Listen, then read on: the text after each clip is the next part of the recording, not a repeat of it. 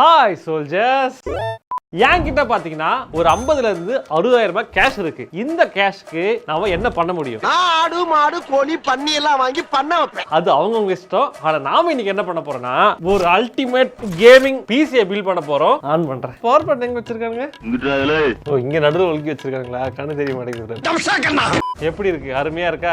இந்த மாதிரி ஒரு கேமிங் பிசியை எப்படி வெறும் ஒரு 60,000 ரூபாயில பில்ட் பண்ண போறோம். அதுவும் கிட்டத்தட்ட 300-400 FPS வர அளவுக்கு கேம் சைடுல ப்ளே பண்ண போறோம். கேம் மட்டும் கேட்டீங்கன்னா அதுதான் இல்ல வீடியோ எடிட்டிங்கும் இதுல பக்காவா பண்ண முடியும். ஏன்னா இதுல ஒரு 6 கோர் 12 thread ப்ராசஸர் யூஸ் பண்ண போறோம் and 16 GB ஆஃப் ரேமோட. அது மட்டும் இல்லாம இந்த பிசி பில்ட் பண்ணா AMD ஒரு கேமையும் ஃப்ரீயா தராங்க. அது எந்த கேம்ன்றதை வீடியோக்குள்ள பாப்போம். சரி ரொம்ப பேச வீடியோக்குள்ள போலாம். அதுக்கு முன்னாடி this video is sponsored by AMD and Asus.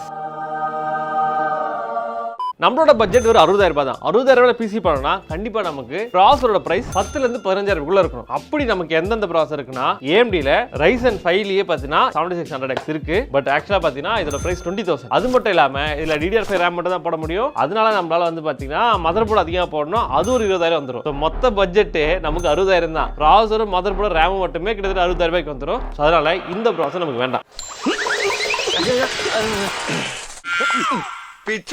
இதுக்காக நம்ம கிட்ட இருக்கிறது ரெண்டே ப்ராசஸர். ரெண்டுமே 5000 சீரிஸ் Ryzen 5 5500, இன்னொரு Ryzen 5 5600X. ரெண்டுமே 6 கோர் 12 thread ப்ராசஸர். ஆனா இது ரெண்டுக்கும் நடுவுல இருக்கிற வித்தியாசம் என்னன்னு சொல்லிட்டு பாத்தீங்கன்னா இதோட கிளாக் ஸ்பீட் தான். 5500 4.2 GHz, 5600X 4.6 GHz. இதனால வந்து பாத்தீங்கன்னா நமக்கு வந்து சிங்கிள் கோர்ல வந்து 12% டிஃபரன்ஸ் இருக்கு. ஆனா அந்த 12%க்கு பிரைஸ் நம்ம எவ்வளவு பே பண்ணனும்னா கிட்டத்தட்ட 34% நம்ம எக்ஸ்ட்ரா பே பண்ணனும். என்னடா கலாணி பே ஹோட்டலா இருக்கு. அதனால 5600X வந்து நம்ம யூஸ் பண்ணாம 5500 அத 5500 இத வந்து நம்ம யூஸ் பண்ண போறோம். சோ கடைசியா நாம சூஸ் பண்ணிருக்க AMD Ryzen 5 5500 10900 ரூபாய் தான். சோ கிட்டத்தட்ட ஒரு 11,000 ரூபாய்க்குள்ள நம்ம பட்ஜெட் முடிச்சாச்சு.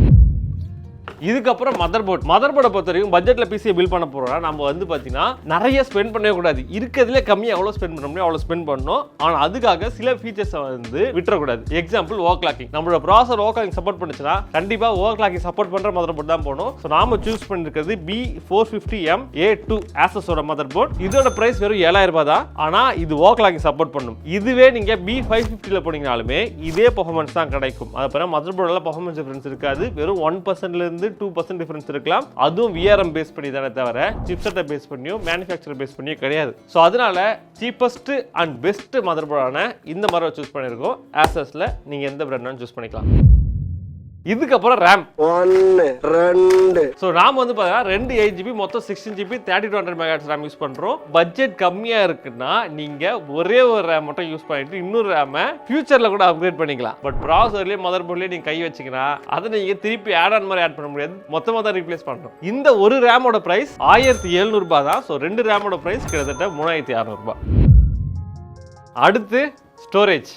இதுக்கு நாம யூஸ் பண்ணது 500GB WD SN570 Blue. எதுக்காக நாம இதை சூஸ் பண்ணிருக்கோம் அப்படின்னு சொல்லிட்டு பாத்தீங்கன்னா இருக்கிறதுலே சீப்பானது இதுதான். எந்த அளவுக்கு சீப்னா வேற 2,900 ரூபாய் தான். அண்ட் இன்னொரு விஷயம் என்னன்னா நீங்க ஹார்ட் டிரைவ் வேணும்னா எக்ஸ்ட்ரா போடலாம். பட் இந்த பில்ட் நாங்க ஹார்ட் டிரைவ் போடல. ஏன்னா ஹார்ட் டிரைவே இப்போ ஆப்ஷனலா போயிடுச்சு. பட் ஹார்ட் டிரைவ் ரேட்டும் ஏறிட்டே இருக்கு. இந்த பில்டுல உங்களுக்கு வேணா நீங்க வந்து ஹார்ட் டிரைவ் ஆட் பண்ணிக்க. இவ்வளவு நேரம் மற்ற காம்பனன்ட்ஸ் பத்தி பேசிட்டு இருந்தோம். ஆனா கேமிங் பிசி அப்படினாலே அது GPU தான் முக்கியம். அதுக்கு நாம யூஸ் பண்றது AMDயோட Radeon RX 7600. இப்போதைக்கு நீங்க பட்ஜெட்ல ஒரு பிசி பண்ணணும்னா அதுவும் கேமிங்காக பண்ணா கண்டிப்பா இதை சூஸ் பண்ணலாம். இதுக்கு முன்னாடி நான் பண்ண பட்ஜெட் கேமிங் பிசிலயுமே இதுக்கு முன்னாடி வந்த RX 6650 XT தான் யூஸ் பண்ணிருப்போம். இதுல இந்த 7600 யூஸ் பண்ணிருக்கோம். ஒரு டம்மியான ப்ராசஸர்ல கிராபிக்ஸ் கார்டு நல்லா போட்டா கூட உங்களுக்கு கேமிங் பெர்ஃபார்மன்ஸ் கிடைக்கும். ஆனா ஒரு டம்மியான கிராபிக்ஸ் கார்டு இருக்கிற பிசில அதிகமான ப்ராசஸர் போட்டா உங்களுக்கு கேமிங் பெர்ஃபார்மன்ஸ் கிடைக்காது. அதனால GPU கேமிங்க்கு ரொம்ப முக்கியம். இந்த கார்டில் வந்து பார்த்தா 8GB ஆஃப் GDDR6 மெமரி இருக்குது. அது மட்டும் இல்லாமல் ரேட் ட்ரேசிங் சப்போர்ட் பண்ணணும் அப்படின்னு கேட்டிங்கன்னா கண்டிப்பாக இதுவும் சப்போர்ட் பண்ணணும். அட் த சேம் டைம் இதில் FSR இருக்குது. எதுக்காகனா வந்து அப்ஸ்கேலிங்காக. அதாவது பார்த்தீங்கன்னா உங்களோட பிசியோட பெர்ஃபார்மன்ஸ் கம்மியாக இருந்தாலும் அது பெர்ஃபார்மன்ஸை அதிகமாக பூஸ்ட் பண்ணி கொடுக்கும் AI யூஸ் பண்ணி. இந்த கார்டு வந்து பார்த்தீங்கன்னா OC எடிஷன் Asusோட ROG Strix கேமிங். அண்ட் இது கொஞ்சம் எக்ஸ்பென்சிவான கார்டு தான். ஏன்னா இது OC எடிஷன் மற்ற கார்டோட இதில் பெர்ஃபார்மன்ஸ் அதிகமாக கிடைக்கும். பார்க்குறது பாருங்க பட்ஜெட் கார்டு தான். நான் பார்க்குறது பட்ஜெட் கார்டு மாதிரி இருக்கா, பெரிய கார்டு மாதிரி இல்லை. ஹீட் ஸ்ப்ரெடரும் பெருசாக இருக்கும். பின்னாடி வந்து பார்த்தீங்கன்னா மெட்டல் பேக் பிளேட் இருக்கு வித் தெர்மல் பேட்ஸ் யூஸ் பண்ணி ஹீட்டை ஸ்ப்ரெட் பண்ணியிருக்காங்க. இங்கே RGB லைட் தெரியும். ஸோ இந்த கார்டு தான் வந்து பார்த்தீங்கன்னா இந்த பில்டுக்கு நம்ம யூஸ் பண்ணியிருக்கோம். இதோட ப்ரைஸ் வந்து பார்த்தீங்கன்னா 28,000 30,000 வரைக்கும் வரும். Depends upon the model. இது வந்து பார்த்தீங்கன்னா ஓசி எடிஷன். இது கொஞ்சம் எக்ஸ்பென்சிவ். பட் இதுதான் நீங்கள் போகணும் அவசியம் இல்லை. இதுலேயே வந்து டஃப் சீரிஸ் இல்லை டூயல் சீரிஸ்னு சொல்லிட்டு இன்னும் சிலதெல்லாம் இருக்குது. அது இன்னுமே வந்து இதோட ப்ரைஸ் கம்மி. இந்த ஆசஸோட AMD Radeon RX 7600 பிரைஸ் வந்து பார்த்தீங்கன்னா 27,500 அண்ட் இது கூட வந்து பார்த்தீங்கன்னா ஸ்டார்ஃபீல்ட் கேம் வந்து பார்த்தீங்கன்னா ஃப்ரீயாக கொடுக்குறாங்க.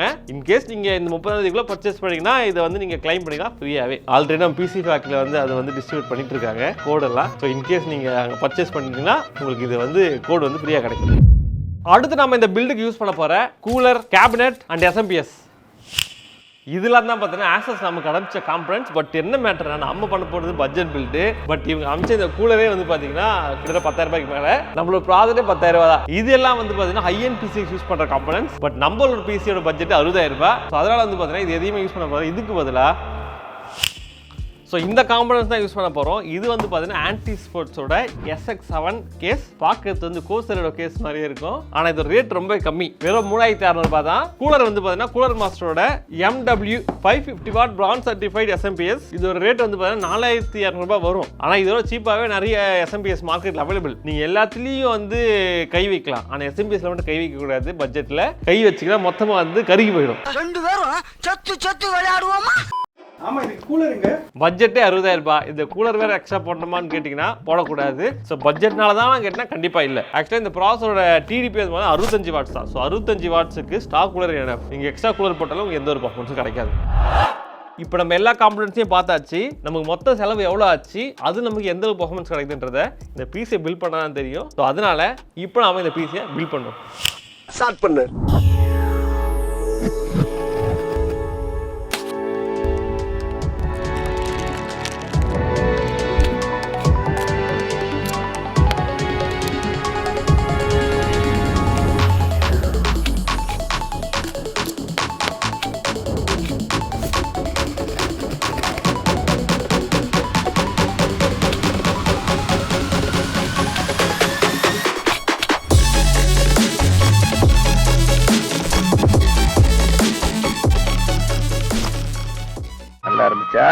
ஓகே சோல்ஜர்ஸ், டெஸ்ட் பெஞ்ச் வந்து ரெடி பண்ணியாச்சு. நம்மளோட PC ready, monitor ready and capture card எல்லாம் ரெடி. ஃபர்ஸ்ட் நம்ம டெஸ்ட் பண்ண போற கேம் வேலரண்ட். வேலரண்ட்ல பாத்தீங்கன்னா நமக்கு வந்து இப்போ எவ்வளவு FPS கிடைக்குது அப்படின்னு சொல்லிட்டு பாத்தீங்கன்னா கிட்டத்தட்ட நமக்கு ஒரு 330 FPS கிட்ட கிடைக்குது ஆவரேஜா. இது வந்து பாத்தீங்கன்னா வேலரண்ட் எப்பவுமே FPS அதிகமாக கிடைக்கும். ஸோ இந்த PCன்றது வந்து பாத்தீங்கன்னா ஒரு லைக் கிராஃபிக்ஸ் கார்டு வந்து 7600Xனால நமக்கு வந்து பார்த்தா இந்த மாதிரி eSports கேம்ஸ்லாம் வந்து நல்லா பெர்ஃபார்ம் பண்ணும். முக்கியமாக வேலரண்ட்டுக்கு பெருசாக நம்ம பெர்ஃபார்மன்ஸ் தேவையில்லை. ஸோ அப்படின்னும் போது இன்கேஸ் நீங்கள் வந்து வேலரண்ட் ஆடணும்னா இந்த பிஸில் வந்து தாராளமாக ஆடலாம். நமக்கு என்ன 400 FPS கிடைக்குன்னா ஃப்ரேம் ட்ராப் ஆனாலுமே நமக்கு வந்து ப்ராப்ளம் இருக்காது. And at the same time நம்மளோட ஃப்ரேம் ரேட் கிராஃப் பார்த்தாலுமே நமக்கு வந்து பார்த்தீங்கன்னா பெருசாக ட்ராப்ஸ் இல்லை. ஸோ அதுவும் ஒரு பெரிய விஷயம். eSports கேம்ஸ் பொறுத்த வரைக்கும் ஃப்ரேம் ட்ராப்ஸ் தான் பிரச்சனை. ஸோ ஃப்ரேம் ட்ராப்ஸ் இதில் பெருசாக இல்லை. ரெண்டாவது பார்க்குறது பார்த்தீங்கன்னா Cyberpunk 2077. இந்த கேம் பற்றி தெரியும். இது ஒரு high end game, AAA title. So இந்த கேமில் நமக்கு அதிகமாக FPS இருந்துச்சுன்னா ரொம்ப பெட்டர். ஏன்னா பிசியோட பர்ஃபார்மன்ஸ் நல்லா இருக்குது அப்படின்னு அர்த்தம். என்னடா ஓடிட்டு இருக்கீங்க, இங்கே ஒரு ஒருத்தர் கேன ரிவ்யூஸ் மாதிரி இருக்கான், ஓடுறான், செத்துட்டாங்க.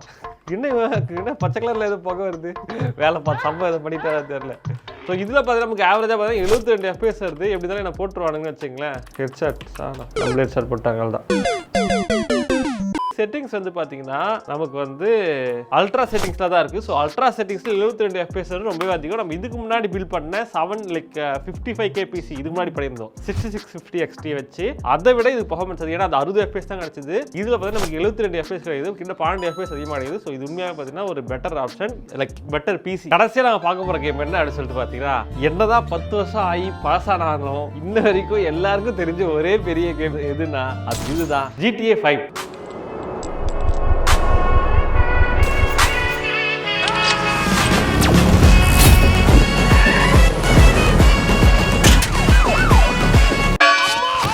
ஆக்சுவலாக GTA 5ன்றது ஒரு ஹார்ட்வேர் டிமாண்டிங் கேம் கிடையாது. ஏன்னா 10 இயர்ஸ்க்கு முன்னாடி வந்த கேம், ஓகேங்களா. அப்படின்னும் போது எதுக்காக டெஸ்ட் பண்ணுறேன்னா, ஏன்னா இந்த 50K 60K பில்ட் பண்ண போகிறீங்க நீங்கள் எல்லாருமே GTA 5 ஆடணும் அப்படின்ற ஒரு ஆசை வந்து எல்லாருக்கும் இருக்கும். அப்படின்னும் அதுல அல்ட்ரா செட்டிங்ஸ்ல எவ்வளவு FPS வரும் அப்படின்றது நமக்கு வந்து தெரிஞ்சுக்கணுன்ற ஒரு ஆசை எல்லாருக்கும் இருக்கும். அதுக்காக தான் இதை டெஸ்ட் பண்றது. செட்டிங்ஸ் வந்து பாத்தீங்கன்னா எல்லாமே வெரி ஹைல இருக்கு. பாப்புலேஷன் டென்சிட்டி ஃபுல்லா வச்சிருக்கேன். பாப்புலேஷன் வெரைட்டி, டிஸ்டன்ஸ் ஸ்கேலிங் எல்லாமே ஃபுல்லா இருக்கு. எல்லாமே வெரி ஹை தான். இப்போ கேம்ல எவ்வளவு FPS வருதுன்னு பாப்போமா? சோ கேம்ல நமக்கு வந்து பாத்தீங்கன்னா 1080p வெரி ஹை செட்டிங்ஸ்ல வந்து பாத்தீங்கன்னா நமக்கு ஆவரேஜா வந்து 110+ FPS கிடைக்குது. நல்லா தான் இருக்கு. நீங்க 10 வருஷம் பழைய கேம் சொல்ல முடியுமா இந்த கேம் பார்த்து? இன்னைக்கு கூட நீங்க ஆன்லைன்ல போய் ஆடலாம். சூப்பரா இருக்கும். FPS வந்து பாத்தீங்கன்னா ஆவரேஜா ஃபர்ஸ்ட் நமக்கு 100 FPS கிடைச்சது. இப்போ வந்து பாத்தீங்கன்னா நமக்கு கேம் பிளே போகும்போது நமக்கு 90 FPS, 86, 85, 90 அவ்வளவு FPS கிடைக்குது. இது வந்து நல்ல FPS கேட்டா என்னோட GTX 1080 இவ்வளவுதான் கிடைச்சது அந்த காலத்துல. ஓகேங்களா? லைக் கேம் ஆடும்போது நமக்கு FPS வந்து மாறும். ஸோ பரவாயில்ல, ஒரு 90 FPS ஆவரேஜா நீங்க 90 FPS எடுத்துக்கலாம். 86ல 90 FPS கிடைக்குது. அதே மாதிரி ப்ரோ 10 வருஷம் பழைய கேம் புது கேம் ஏதாவது காட்டுங்க ப்ரோ அப்படின்னீங்கன்னா அதுக்கு ஒரு கேம் வச்சிருக்கேன். அது என்ன கேம்னா ஸ்டார்ஃபீல்டு. ஏன் அப்படின்னு சொல்லிட்டு பாத்தீங்கன்னா இந்த கிராஃபிக்ஸ்க்காக ஸ்டார்ஃபீல்டு கேம் ஃப்ரீ. இப்போ வந்து பாத்தீங்கன்னா ட்ரெண்டா இருக்க கேம் அதுதான். ஆனால் நான் இன்னும் ஆடவே இல்லை. ஏன்னா எனக்கு சுத்தமா தெரியாது ஸ்டார்ஃபீல்டு எப்படி ஆடுறேன். பட் இருந்தாலும் நான் வந்து ப்ளே பண்ணி காட்டுறேன் FPS எவ்வளவு வருதுன்றதுக்காக. உண்மையா நான் ஓப்பன் கூட பண்ணல சொல்லி இப்போதான் ஓப்பனே பண்றேன். ஓகே சோல்ஜர், செட்டிங்ஸை வந்து அல்ட்ரால வைப்போம். அல்ட்ரால வச்சுட்டு பேக் போவோம். எவ்வளவு ஃப்ரேம் ரேட் வருதுன்னு 55 FPS வருது. இது ஒரு AAA டைட்டில். கிட்டத்தட்ட ஒரு 60 FPS வருது. நல்ல விஷயம் தான் சோல்ஜர்ஸ். நமக்கு ஒரு 55ல 60 FPS கிடைக்குது. இதுல எனக்கு இது மேல இந்த கேம் தெரியல. ஏன்னா நான் ஆடவே இல்லை.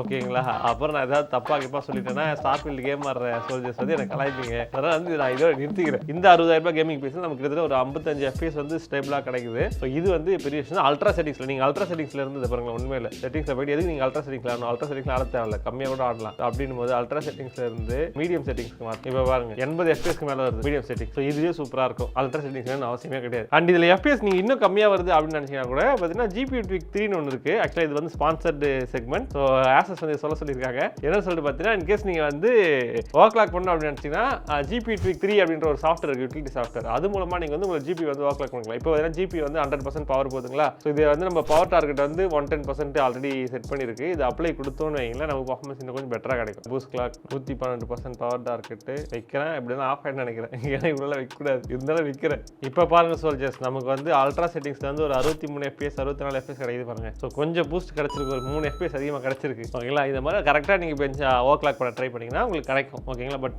இது போதும். நான் ஏன்னா வந்து இந்த வீடியோ ஓவர்க்ளாக்கிங் வீடியோ கிடையாது. இதுக்கப்புறம் வந்து பார்த்தீங்கன்னா ஆரா சிங்க் இருக்கு. நீங்கள் ஆர்மரி கிரேட்டில் போயிட்டு ஆரா சிங்க் போய் ஆன் பண்ணிக்கலாம்.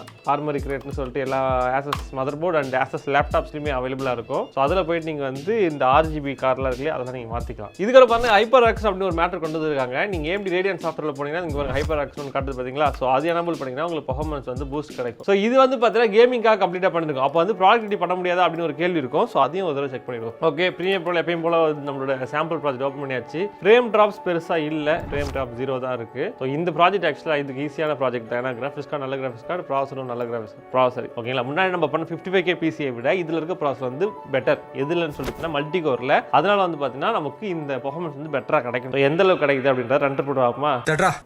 நமக்கு 3 மினிட்ஸ் காட்டுது.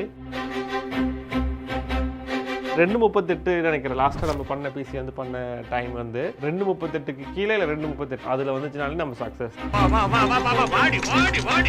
முடிஞ்சிருச்சு சோல்ஜர்ஸ். கிட்டத்தட்ட ஒரு 12-13 செகண்ட் முன்னாடியே முடிச்சிருச்சு. ஸோ இந்த என்ன தெரிய வருதுன்னா இந்த PC not only in gaming also boost Bournvita எல்லாத்துலேயும் வந்து நல்லா பர்ஃபார்ம் பண்ணாத ப்ராடக்ட்லேயும் நல்லா பர்ஃபார்ம் பண்ணணும் அப்படின்றது நமக்கு தெரியுது. நாங்கள் தயார் பண்ணால் தரமாக தான் இருக்குன்னு ஊருக்கே தெரியுமே. ஸோ ஏன் இது பர்ஃபார்மன்ஸ் எல்லாம் தருதுன்னா இந்த GPU வந்து பெட்டர் GPU போன GPU விட. ஸோ இன்கேஸ் நீங்கள் பிசி பில்ட் பண்ண போகிறதா போத் ப்ராடக்டிவிட்டி அண்ட் கேமிங் முக்கியம் அப்படின்னு நினைச்சீங்கன்னா 60Kல பெஸ்ட் ஆப்ஷன் இதுதான். நீங்க இன்கேஸ் பண்றதா இருந்தா கண்டிப்பா இந்த ஸ்பெக் நீங்க சூஸ் பண்ணலாம். முக்கியமா இந்த கார்டை சூஸ் பண்ணலாம். இந்த ஸ்பான்சருக்காக சொல்லி உண்மையாவே இது நல்ல இதுதான். இது வந்து போன வீடியோ ஸ்பான்சர் கிடையாது, அதுலயுமே நான் சொல்லியிருப்பேன். மியூச்சுவல் அண்டர்ஸ்டாண்டிங், மியூச்சுவல் பெனிஃபிட் தான். ஸோ ஸ்பான்சர் ஆச்சு, கண்டென்ட் நல்ல கண்டென்ட் ஆகி போச்சு. நம்ம யாருக்கும் பகை இல்லாம போயிருவோம். இந்த பிசிக்கு யூஸ் பண்ண காம்பனன்ட்ஸ் அதோட இண்டிவிஜுவல் பிரைசஸ்லாம் வந்து ஸ்க்ரீன்ல இருக்கு.